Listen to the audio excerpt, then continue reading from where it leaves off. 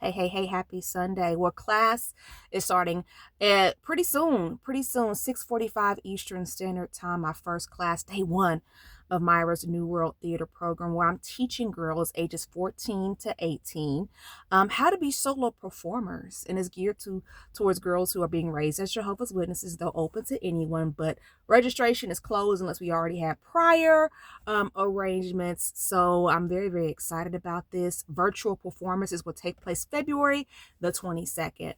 And I'm just super excited about this opportunity to help young girls and youth just see the beauty and the power of theater and artistic spaces and how that plays into the well-being, how that plays into your well-being, because it does.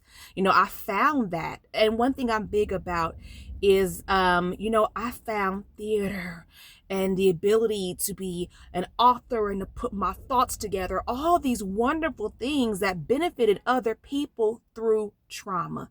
It don't have to come like that. It can come through beauty, right? Beautiful things. And it can be that type of coping skill that's necessary so that traumas don't occur, right? Or that so that healing and restorative properties can start flowing, without things getting so severe that you end up like me with, PTSD and all this other stuff. So definitely I'm excited about that and grateful for that opportunity.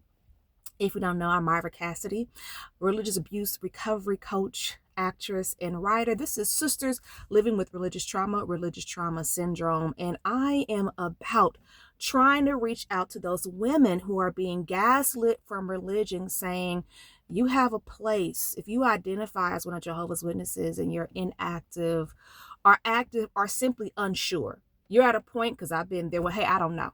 I don't know no more. You're not alone. And you are not crazy.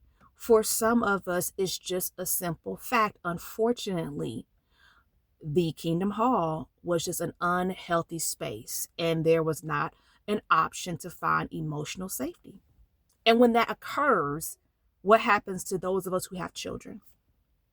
It's just not fair. It is not right.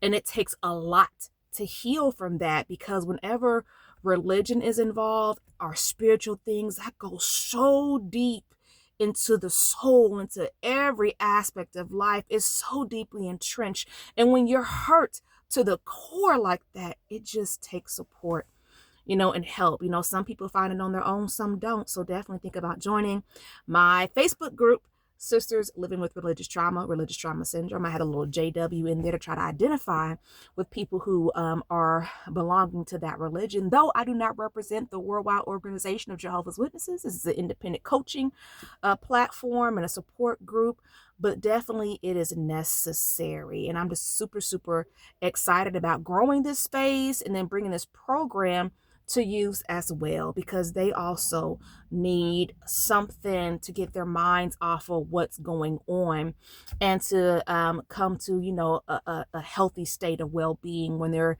experiencing different things that's happening to them or in the home also. So I'm gonna end it really, really quickly here today. Happy Sunday to everybody. I had a really, really great conversation with someone. We were talking about the need for advocacy groups. Get it right, advocacy groups. For women. And I was explaining to this individual, there's not any advocacy groups for women who are Jehovah's Witnesses. And we talked about the differences. And it's just so important that women have a place to be normalized, validated, and supported, and to know that you're not alone, you're not crazy, it's unfair, and you have options, right? You don't have to be forced.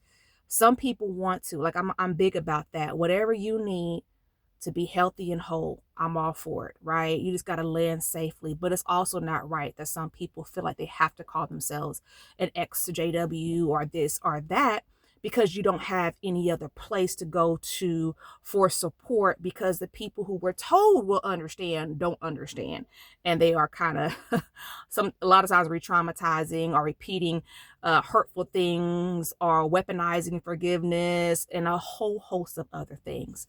So definitely I'm out. My support group is there. Definitely I'm a coach, not a therapist, but just really, really excited about my own healing and recovery journey, that of my children, and whoever else I have the privilege of assisting.